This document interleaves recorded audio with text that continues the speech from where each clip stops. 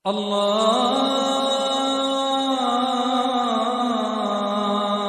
أكبر. أعوذ بالله من الشيطان الرجيم. بسم الله الرحمن الرحيم. وجعلوا لله أندادا ليضلوا عن سبيله قل تمتعوا فإن مصيركم إلى النار قل لعبادي الذين آمنوا يقيموا الصلاة وينفقوا مما رزقناهم سرا وعلانية من قبل أن يأتي يوم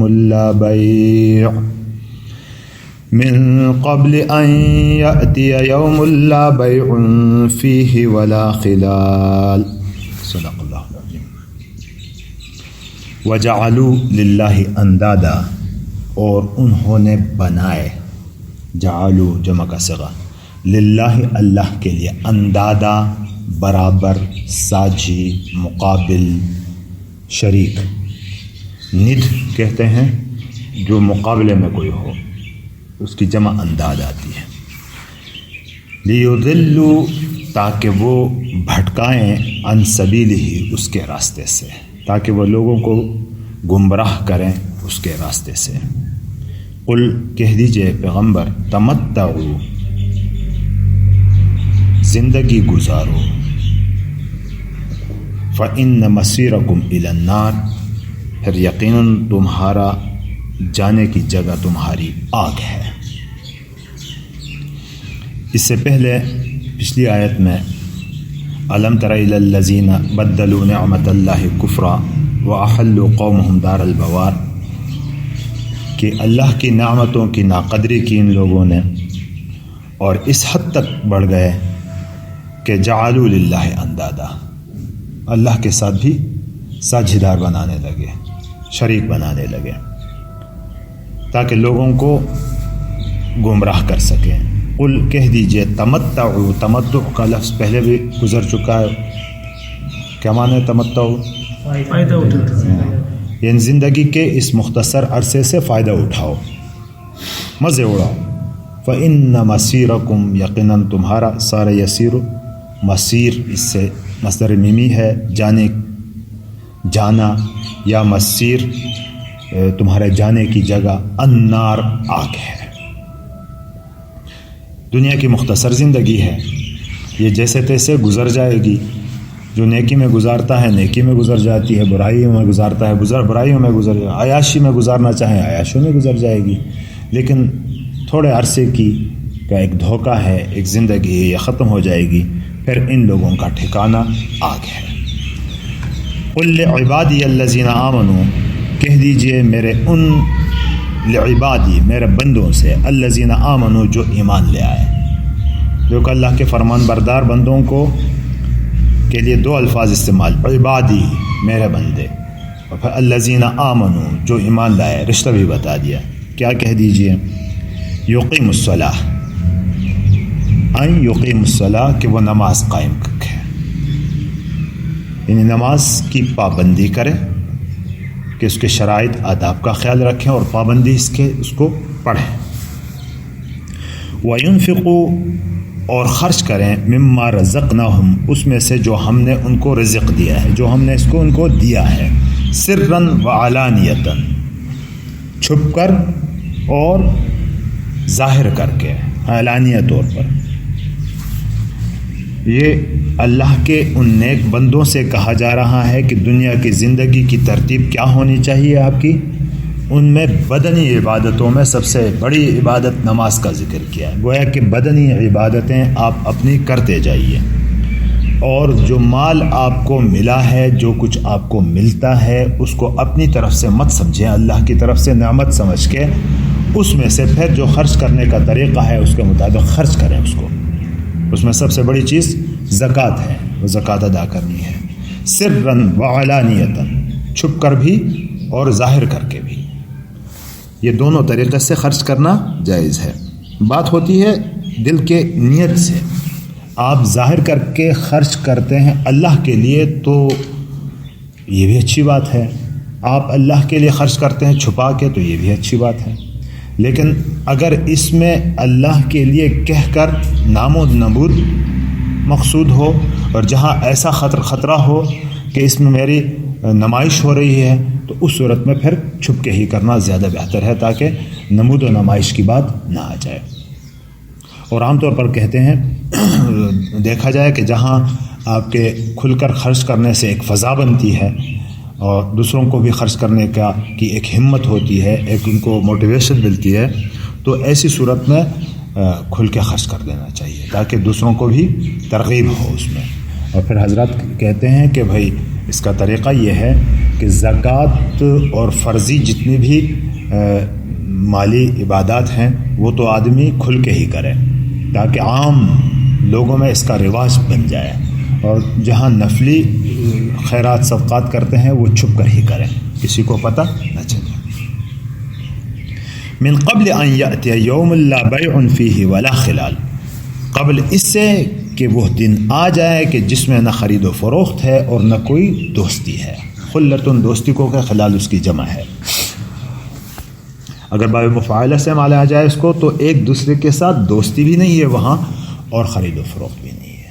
دیکھو بچنے کے یہ دو ہی راستے ہوتے ہیں کہ آدمی کاروباری لین دین کے اس میں بچتا ہے، کوئی مصیبت آنے والی ہو تو پیسے خرچ کر کے اس سے بچ جاتا ہے، اور یا پھر مثلا کوئی عذاب آ رہا ہے تو آپ جنت وہاں جا کے پیسے دے کر خرید سکیں، ایسا وہاں کچھ نہیں ہوتا ہے، وہاں بے خرید و فروخت کی چیز پھر نہیں ہوتی۔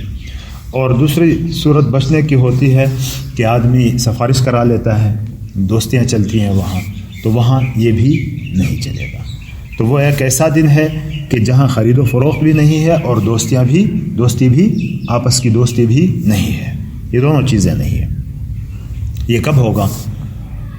تو یہ حشر کا دن ہے کہ جہاں دوستی بھی کام نہیں آتی اور جہاں پیسہ بھی کام نہیں آتا، پیسہ ہوتا ہی نہیں، اگر ہو بھی تو کسی کام کا نہیں ہے، کھوٹے سکے۔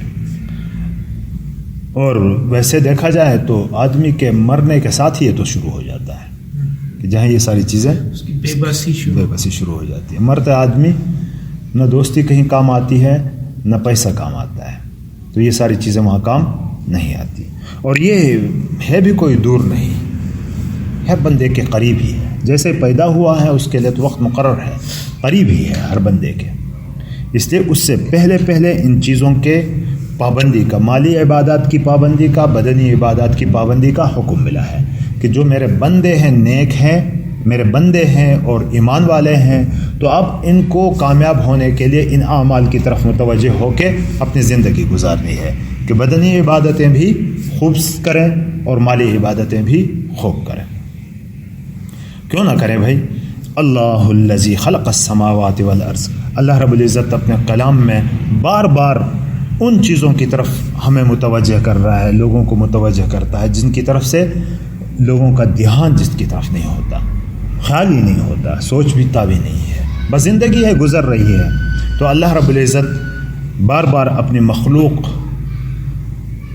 اس میں اپنے قدرت ان کو بار بار بیان کر کے لوگوں کو متوجہ کرتا ہے۔ اللہ وہ ذات ہے خلق السماوات والارض، جس نے آسمانوں اور زمین کو پیدا کیا، وانزل من السماء ماء، اور اتارا آسمان سے پانی کو، فاخرج به، پھر اگایا اس کے ذریعے، به با سبب کا ہے، اخرج نکالا، اگایا، به اس کے ذریعے، من الثمرات پھلوں میں سے، رزقا لکم تمہارے رزق کے لیے، تمہیں دینے کے لیے اللہ نے پھل نکالے اس پانی کو آسمان سے اتار کر۔ دیکھو یہاں آسمان عجیب ایک مخلوق اللہ کی، زمین پھر اللہ کی ایک عجیب مخلوق، پھر ان میں زندگی کے لیے، زندہ رہنے کے لیے پانی کا نظام جو چلایا ہے اس کی طرف کہ کیسا کارخانہ اللہ کا چل رہا ہے۔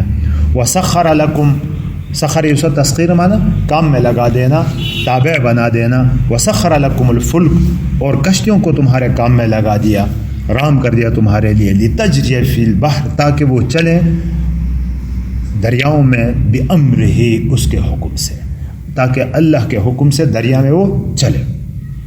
تو عام طور پر چلتے ہوئے یہی لگتا ہے کہ یہ ہمارے کاریگری ہے، کاریگروں کی کاریگری ہے، تو ان کاریگروں کو جو کاریگری کی صلاحیت دینے والا بھی وہ اللہ، ان کے دماغ میں چیزیں ڈالنے والا بھی وہ اللہ، ان کے لیے میٹیریل پیدا کرنے والا بھی وہی اللہ.